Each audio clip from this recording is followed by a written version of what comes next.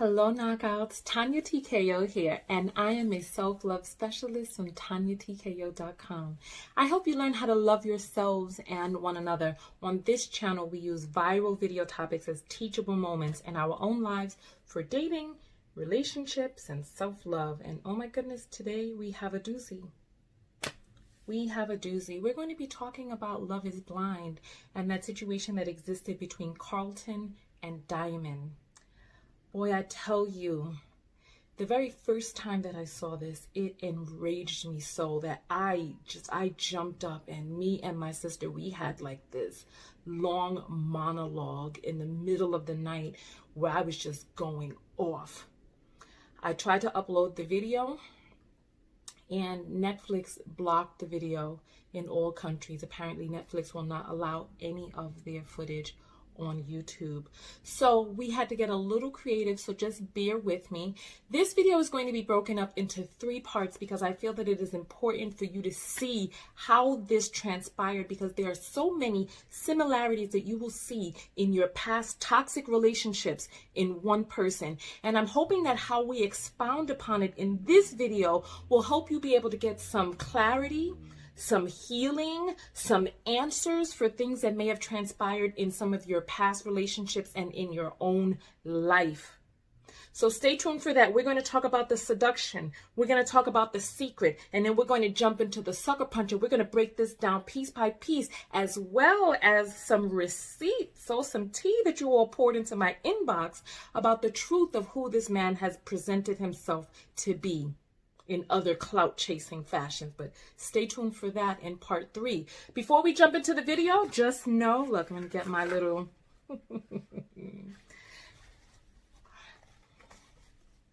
no makeup. Well, no foundation. For those of you who know, I keep my skin flawless with my very special recipe of vitamin E, pure vitamin E, and I sell it once a year, but I'm not going to say anything. Those of you who know, and you know that you can come to my website, TonyaTko.com. Remember, once a year, that's all I'm going to say. That's all I'm going to say on that. Because somebody made a comment on one of my videos about my makeup being caked up, and I don't wear foundation. My skin is it took some work to get it like this over the years. And I use a very, very, very, very special bouquet of vitamin E's on my face, and they're all combined inside of this one little container, and it's powerful, potent stuff. So you can get that for a limited time, but I'm not going to say much. I'm not going to say, look, once a year, that's all I'm going to say. My knockouts know. I'm not trying to advertise to the whole world. I'm just trying to give a little hint to the knockouts. That's it. So take the hint if you know what I'm talking about. TonyaTko.com. But let's jump right into this. Oh, this is so exasperating. Growing up, I wanted to be like Hugh Hefner, stylish guy, and have his pick of the litter. But there comes a time in every man's life where he has to settle down. I'm so ready to find a wife. I've been waiting for you. Oh, I've been waiting for you too. I want to learn more about you. Like, what do you want to know? What you want to learn? Your true, deepest, darkest fears as it relates to marrying someone. I like the fact that you cannot see me. I like the fact that Carlton actually is really getting a chance to know me. I really like when he opens up to me. I think he shows that he trusts me. It shows that he is safe with me. It makes me feel like these are the words I've been missing from a man. My fear is getting hurt. I have been vulnerable, and in my past relationships, I felt like I was giving my all and trying to make that person happy. Yeah. At the end of the day, I didn't, and that's why I'm here. I want to be happy. I don't want to be disappointed. I don't want to be embarrassed. Right. I've been taught to be strong. I've been taught not to cry. I've been taught to, I come from a strong cloth. Yeah. How do you think I feel? It's like boys don't cry. Like that's constantly conditioned in black men's heads, like since we're little boys. I know. I have had to learn how to open up, and it's okay to be sensitive and emotional and vulnerable. I'm a preacher's kid, and because I'm so outgoing, I'm so outspoken, people see me and they say, oh, he must not be insecure about anything. But sometimes on the inside, I haven't always felt that confident, and I've always been like this hopeless romantic. I want to be loved for who I truly am, unconditionally and without restraint. Well, that's deep. My biggest dream is that I finally find a wife who will love me unconditionally, who is kind of like that ride or die. But I have a big you hear that? At one point in my young adult life, I found myself attracted to just hearts, period. Like, it didn't have a gender. It wasn't about sex for me. I dated guys and girls. But I want a wife now because I feel like women bring a certain, like, nurturing, love and affection to the table that, like, I don't get from a guy. My biggest worry is that I will find someone that I'm super in love with and want to marry, and then at the last minute, she will not be able to walk down the aisle because she just can't be married to someone like me. And it seems like I had to take the audio out of this part because they played a lot of music. Hey. Here we go. Hey, baby. Through this whole week spent with Carlton, I feel safe. I've never connected with someone on this level. I have waited for this my whole life, and I can't waste any more time. Diamond? Yes. Will you be my wife?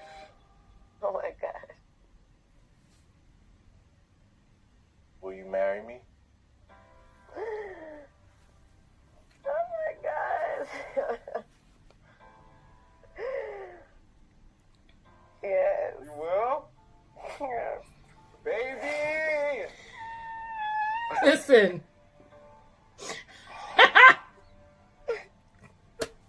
My dad Baby! passed away when I was a very young girl. I remember like going to the funeral and I seen ladybugs everywhere I went. Today, I woke up and I literally seen a ladybug on the mirror. I really thought that was my dad talking to me, reminding me that everything's going to be okay. Carlton is the man I've been praying for. Oh, Lord. And I think everything is going to be okay. Don't cry. I got you. I got you forever. I'm never gonna break your heart. I just want to like bust through the glass and just like hug you. Let's do this, babe. Let's get it. I have found my forever, and Oh, God. I'm not letting any doubt, any insecurities from the past ruin this for me because it's the best I've ever felt in my life. And no one can take that away from me. I love you. I love you too. With all my heart. Oh, God.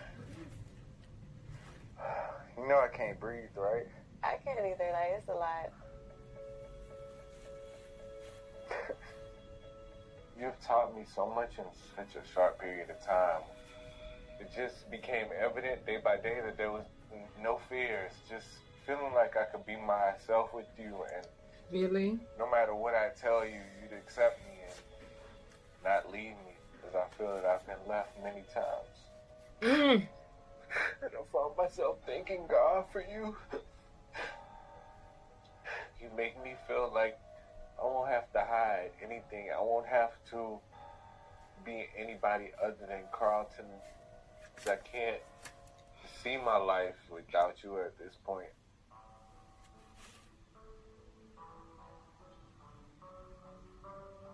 I think God put you in my life for a reason. I think you are a phenomenal person.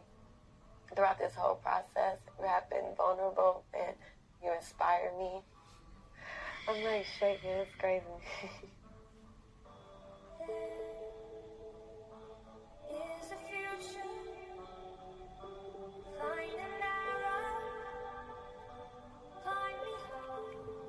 It's very touchy to decide when to reveal my sexuality to Diamond, because I'm just not sure how she'll handle it. Going through this experience in such a short amount of time, I'm definitely closer, and I have to be ready to reveal this information. I just don't think that I can do it right now. I have experienced rejection in the past by people that I thought would understand. So I am afraid to ruin this. My whole life I've just been craving acceptance. God have mercy! It's angering me again. I'm gonna make an amazing husband, but gonna be a great father.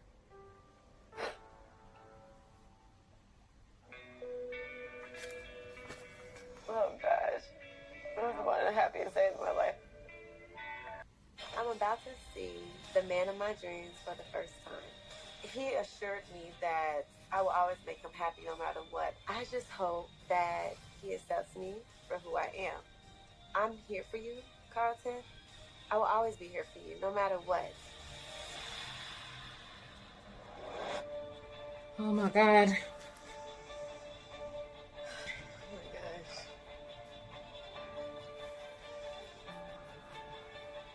I didn't tell Diamond about my past before the proposal because I just always wanted people to judge me for the way that I love rather than who I love. And a lot of times people are misjudged when they're fluid. So, of course, in the back of my mind, I'm thinking, well, what if she has a change of heart?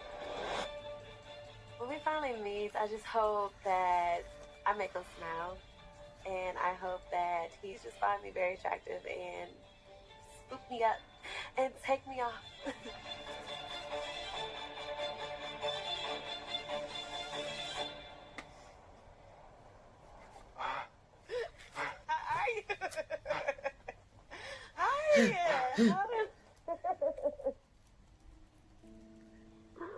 Oh my God. Oh wow. How are you? I'm good. How you feeling? Good. Oh my gosh. I'm a Beyonce. Can you believe it? Look at you. Look at you. Look at you. Uh-uh. You fly. You fly. Look good. Thank you.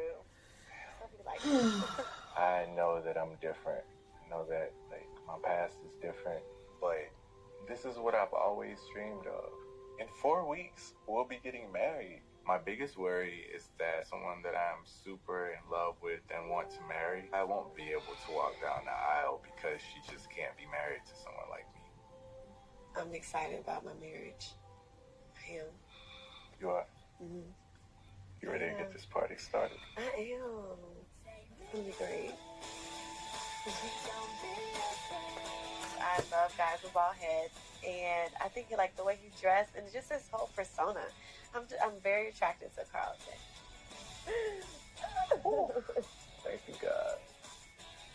When I was talking to him, expressing my heart to him, I wanted to know, like, are you here for me? Are you gonna accept my flaws?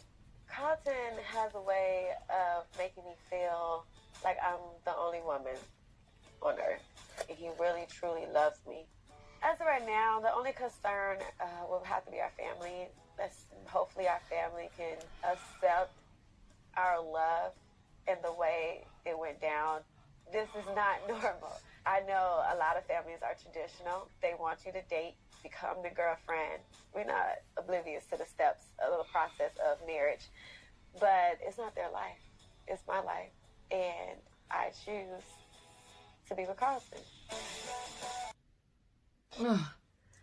Okay, you know what? I'm sorry. I couldn't wait for that to be over. I couldn't wait.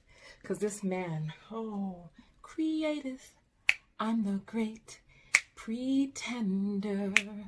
Ooh, pretending that I am straight. Listen, I'm where do we even begin? I took notes so that we could stay on par.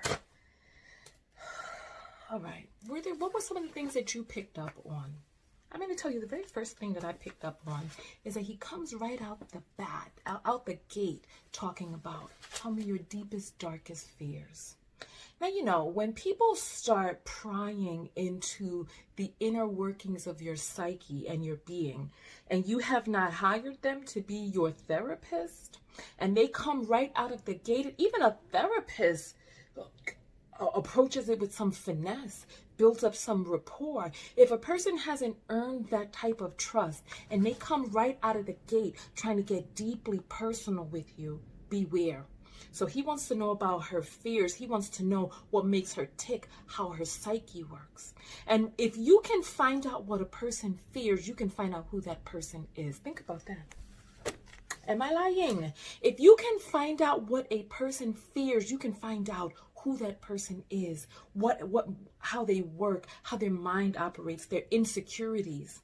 So he comes right out of the box asking that, wanting to know her deepest, darkest fears. And we women, we are so, because we're more communal, because we're more community oriented, we have this desire to be coupled. We have this desire to be understood. We have this desire to find ourselves intermeshed. And this is why I'm telling you all that nobody is coming to save you. You have got to save yourself. If there are things inside of your life that you've not spoken about with anyone and things that need to be discussed and uncovered, your man is not your therapist. Go hire a professional to work through those things with you.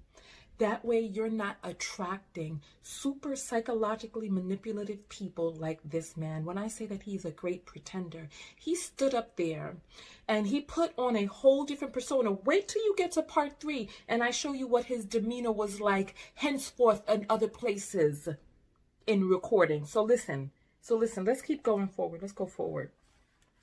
He's talking about boys don't cry. She's talking about, oh, she's made from a strong cloth. And look at what it is that he does. There's so much symbolism in here. He starts talking about how difficult it is as a black man and, you know, the black family, how he's taught that boys don't cry.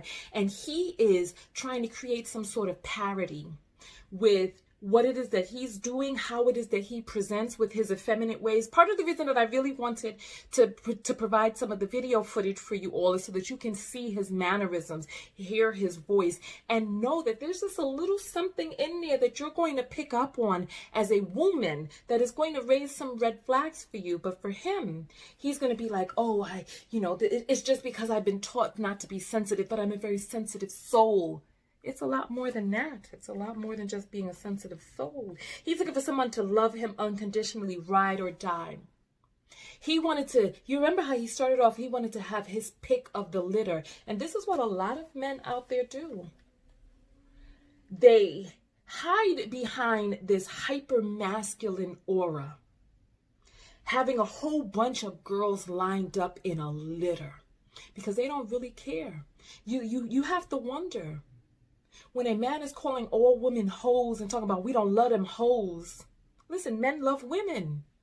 But we got so many rappers programming their tendencies and inclinations, that's all I'm going to say, out onto the masses because they feel that fibrillation on the inside, because they know that there's a part of them that could never really love a woman because their love and their proclivities lie elsewhere. Listen to what it is that I'm saying, darn it.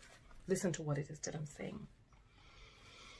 When it came time to settle down, when he's looking for acceptance and nurturing, look at how he said, oh, there's just a certain love and nurturing that women give. There's this feeling of being accepted, that ride or die, because when you want a person to mule and accept you for anything and everything, you go and you find yourself a black woman because, you know, and then you start pulling that black man race card. Oh, that's so hard out here for a pimp. Black man race card. Look how hard it is for me. I need someone to nurture and love me because when they need that comfort, when they need that healing, when they need that, because listen, there's so many of you that say that the black woman is God. And I hope that you continue to look out at the evidence of it all around us. Because when they need to be rejuvenated, when they need to be born anew, when they need to be made immortal, because you hear him talking about how he's going to make a good husband and father. Listen, meanwhile, he's not even telling the damn truth. When they need to be born again, they need to come through you. They need to come through your womb so that their seed can last eternal. Listen to what it is that I'm saying. They need you. They need your energy. They need your mother goddess energy. There's a reason why we are where it is that we are right now as a society. and why black women as a double minority are the most downtrodden, the most underprotected, the most used and abused. There's a reason for that. Because you have the building blocks of all human life inside of your womb and inside of your DNA. Listen to what it is that I'm saying. When they need to be born anew, they know that they need to come through you. When they've been tattered and tossed about and packed and finagled enough out there in the world, and they need that healing, that mama earth energy. Where is it that they come? They come to the black woman, and they go and they put on their acting skills. And they pretend to be the part of who it is that you have been needing. Look at how she talks about, he's saying the stuff that I've been missing my whole life. She talks about how she tried to make other men happy, never really fully understanding and knowing that you cannot make other people happy. People have to be happy on their own. But it's like we spend so much time as women jumping through hoops, hoping to heal other people, and we just allow them to vampire off of us, sucking the human life force out of us, taking all that it is that we have. She talked about how she did not want to be hurt. He said, I'm never going to hurt you, baby. I'm never going to break your heart, and all this other stuff, because he's interested in what it is that he needs. He's not interested in what it is, who it is that he can be for her. She said, I hope he's here for me. I hope he can accept me for my flaws and my insecurity. But listen, he's not even revealing who it is that he is. He's claiming that he has this secret and that he loves her and he wants to be loved for him, but he doesn't let her know who he is. I can't wait for you to see part 2 and part 3, where we dive and delve even deeper into the demonicness that this man has presented. And then, when we get to part 3, you're going to see how his ass has been acting all over the internet. But let's go forward. Let's go forward. He has said, I want you to hear very closely. If you need to play it back again, do. He says he's been rejected in the past. That's important information to hear for when we go forward into part 3, right? He's talking about how he's revealed himself to people too soon. He's talking about how this is his forever and all this other stuff, right? He's talking about how, and then he talks about how he's a preacher's kid. And then there's another thing, because there's a lot of people out there who can't really fully accept themselves and their sexuality, who were raised in the church and they were taught that they're bad for feeling these feelings inside. And people will go out there and say, oh, God makes no mistakes. Well, if God makes no mistakes, then that means that it was purposeful that a person is born gay, bisexual, fluid, or whatnot. And he's claiming to be bisexual or fluid. But wait till we get to part 3, when his real persona starts coming out, when he can't hold it anymore, when he's overwhelmed and he gets beside himself. We'll just wait for that part. Wait for that part. So he's talking about how he wants to be himself. He feels like he could be himself with her, but not enough for him to speak the truth and be honest.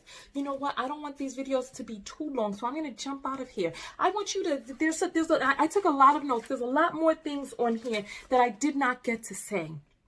But I'm going to give you the opportunity to say some of the things that I may not have been able to bring up on my list. Otherwise, this would be a half-hour video each. And I want to jump into part 2 because I want you to be able to see how he begins to behave once he's one-on-one with her. And that fear starts coming up in him because he knows that inadequately he can't make the cut.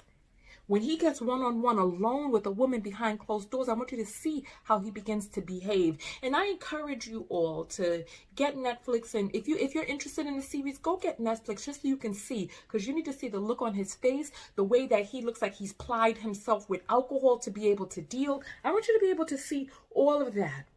All of that. But on the last note, don't you think it's funny how black women are constantly pulled up or pulled in to ride or die for someone else? Why?